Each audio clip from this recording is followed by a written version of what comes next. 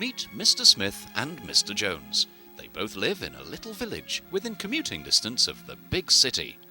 Image is important to both of them. Mr. Smith works in the big town and drives an Audi A6 4.2 Quattro V8. His car is intended to reflect his desired status at work.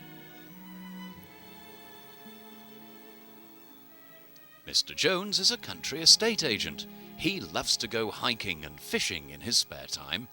His 4-litre Discovery reflects his lifestyle and sets him apart from the serfs in the village. Now then, you two. What I'd like you to do is actually to swap cars, just for the day. And let's see if your personal choice of lifestyle car is really necessary for your lifestyle. Now come on. No more pulling face. That's it. Good. No, that's enough of that kind of thing. Now off you go and play. We'll see how you get on in a short while. One of the first things that Mr. Jones would notice on climbing in here is that compared to the airy cabin of the Discovery, it's really rather gloomy in here thanks to the dark leathers and plastics used. But then he'd start to notice just the subtle quality of all the materials used, the chrome on the door handles, the very nice quality feel to the leather and the plastic. It is rather like sliding into a very well appointed, if very small, boardroom for what must be a very important and serious meeting. But the overriding impression, and probably the first thing to hit Mr. Jones, would be the fact that compared to the lofty perch of the Discovery from where you can see over hedges, you really do feel sat very close to the ground. Obviously, to drive, the A6 is a completely different prospect. No matter how good the engineering that's gone in to make the Discovery as close to a road car as possible, it's never going to be a match for the kind of low, wide stance of a car like this and the development work that's gone into that suspension. It really is a very different driving proposition. It uses its V8 very, very differently. Applying the power, yes, through 4 wheels, but in a very different way. It's a much more sporty drive. It's much happier belting along either country roads or motorways, but particularly big motorways. Well, having rid myself of the constraints of a jacket and tie, the first thing that Mr. Smith notices on stepping into the Discovery is that, of course, it's higher. It also feels a lot roomier, a lot airier, a lot lighter. The fabric and trim all round is more brighter than the sombre Audi. It's very comfortable. You can see this as a cruiser on the motorway doing 90 or so. It's almost an armchair on wheels put on cruise control, and it's great. And of course you have this high-up driving position that you just don't get with the Audi. Performance-wise, it's not bad. It can nip quite easily through this 5-speed gearbox. Handling, though, is another matter. Try and push this hard down country lanes like the Audi, and you may come unstuck.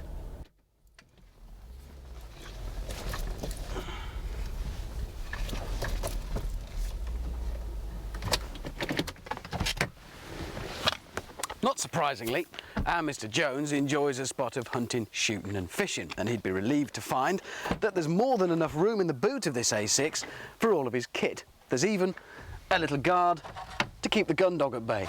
But here's a bit of a worry. The first time Mr. Jones returns with a muddy set of waders and an old waxed jacket from a day's fishing, well, this boot is not going to look quite as pristine as it does now. It is, if anything, a little bit posh, and perhaps it's a bit too posh for Mr. Jones's purposes. And there's another worry. The Discovery will be able to romp its way perhaps a little closer to that lake with all of the fishing kit. But this, I reckon, is about as far as this car is going to get.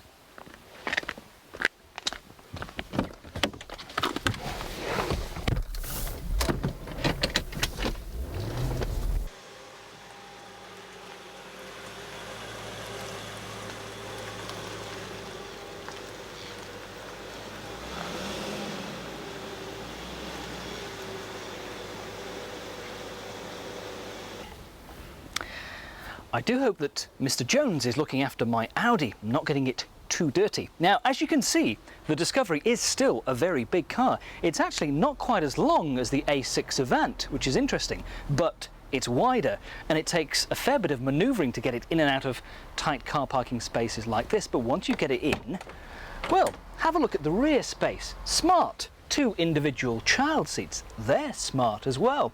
I just wonder whether perhaps this Discovery has the same sort of image that the Audi does, whether it's maybe a bit more down market, dare I say, than the Audi. Perhaps if you want a 4x4, the Range Rover would be the one to go for over the A6 Avant.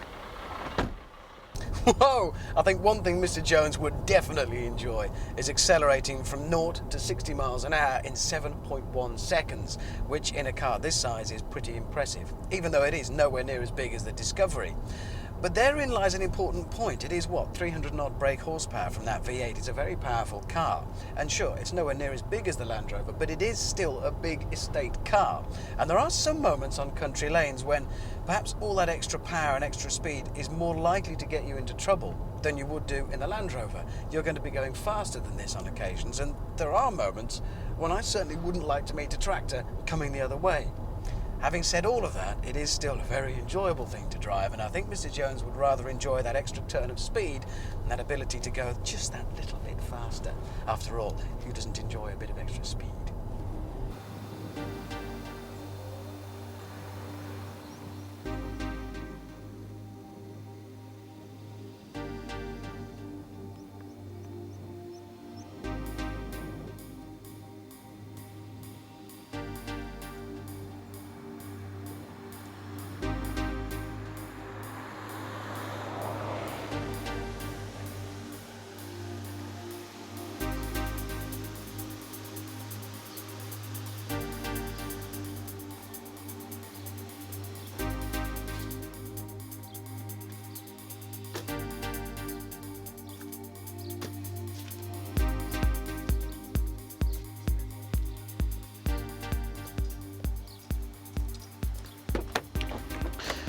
I really enjoyed the Audi, but I think Mr. Jones is going to miss a few things about his old Discovery. For a start, you're not going to be worried about getting the thing mucky, and there are definite advantages to that high-up driving position in this lofty, airy cabin. And then there's a proper off-road four-wheel drive system with a high and low ratio gearbox and with the clever descent gizmo to help you get down really steep hills. And there's no need to sacrifice any of life's little comforts either. Mr. Jones is quite accustomed to his electric seats, to his electric mirrors and his electric sunroof. Now, as much as I like the Discovery, it's great to get back to the solid feel of the Audi, where quality is absolutely paramount. Superb quality finishes too, and plastics that are just excellent.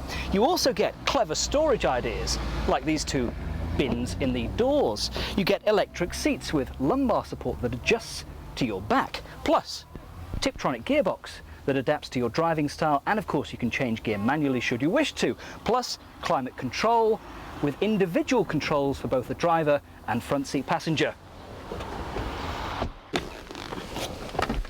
Well, it may not be quite as elegantly installed, but there are individual controls for front seat passenger and driver on the automatic air conditioning in the Discovery. And then for rear seat passengers, well, useful gizmos include an incredibly nifty mechanism for when there are only two passengers, getting rid of the rear centre headrest and providing a useful armrest, complete with rather vicious looking cup holders.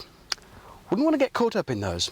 Then when you are on a long journey, there's plenty of places to accumulate all that gubbins that you take with you. For instance, we have pouches in the rear of the front seats and these useful overhead cargo nets. Now, although you don't get the high-up seating position of the Discovery in the Audi, obviously, back here is a very civilised place. After all, who needs to look over hedges when you can relax back here with a centre armrest, absolutely perfect, which also has a centre storage area, two individual cup holders as well for rear seat passengers. It's just a civilised place to spend a few hours on a long journey, and there are some clever touches back here.